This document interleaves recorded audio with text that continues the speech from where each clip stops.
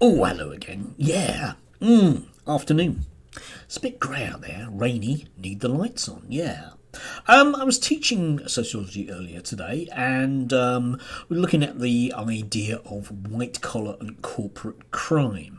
One of the great things about teaching sociology at GCSE or A level is that it sort of forces the student body to make links between things that we don't necessarily see in plain sight and build models around why they're happening.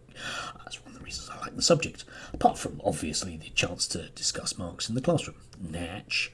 Yeah, anyway, white collar and corporate crime is generally instigated by people that aren't poor, but they do it simply because they can. There's a level of impunity. And as I was coming home, I was thinking about this, the level of impunity. And following on from this morning, in terms of a conservative mindset, we do have a government that for a very, very, very, very, very long period of time has had the sense of complete impunity. When Extinction Rebellion were blockading newspapers earlier this year, there was an outcry because how on earth can we hold the government to account if the newspapers can't get out? Well, it's a nice idea, isn't it? So what newspapers do hold the government to account? Well, you have to look at who owns the newspapers, and indeed the media itself. Roughly speaking, three major corporations own about 90% of the media in this country, if you include stuff like ITV, etc. You might argue that the Guardian is left-leaning. 'Tis a bit. You might argue that the Mirror supports the Labour Party. Does a bit. You might argue that the Independent is a bit independent. 'Tis a bit. The rest of it, however, is staunchly pro-conservative. I mean, to the extent that if you look at the Daily Express, until it was owned by the Mirror Group, quite recently, it actually donated to the Conservative Party. There are studies out of a group from Loughborough, loads of links below, by the way, that looked at the Daily Express coverage the last few elections and found that basically they don't run any pro-Labour or SNP stories whatsoever. None. I mean, you shouldn't really call these things newspapers. You should call them the propaganda arm of the Conservative Party. And, you know, it's not unfair to say those kind of things about, for example, the Daily Telegraph, the Mail, the Star, the Sun, the Express, the Times. Yeah? These are newspapers that have an expressly pro whatever their owner wants viewpoint of the world. Doesn't always go their way. Occasionally, they actually go too far. Some of you may remember there was recently a report under Cameron into the newspapers, the Levinson inquiry, which made some very, very damning criticisms, not the least of which is the murder of Millie Dowder, who was a young woman, a teenager, who was murdered. And the News of the World hacked her phone after her death, which led her parents to believe that she was still alive. Let that one sink in. It led to the end of the News of the World. Never mind, they just resurrected it next week as the Sun on Sunday. That's okay then. And there were loads of those recommendations, basically that the press should be held accountable for what they do.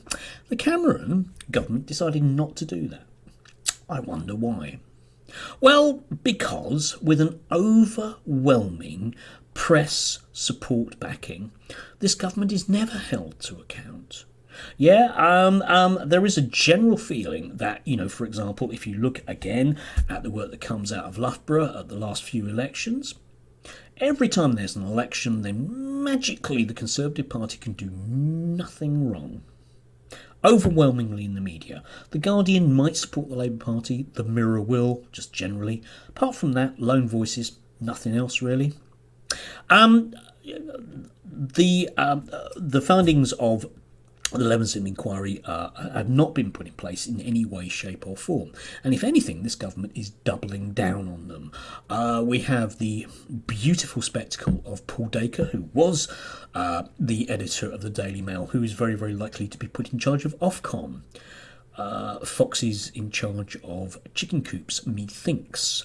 The list really is almost endless in terms of the way that our present Conservative government will seek to make sure that the only voices you hear are theirs. And Boris Johnson can happily go on holiday because nobody's really going to make a fuss about it.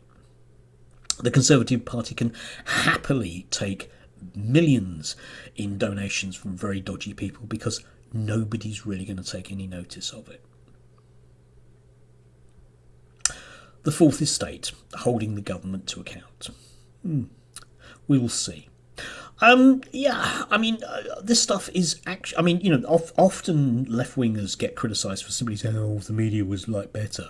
Well, it would be nice if somebody actually, anyone on the right who's really concerned about free speech and actually allowing debate and voices took that on board. But that ain't happening. If anything, the situation is getting worse and worse and worse. The BBC is going to be, in the very near future, completely hobbled, even compared to what it is now.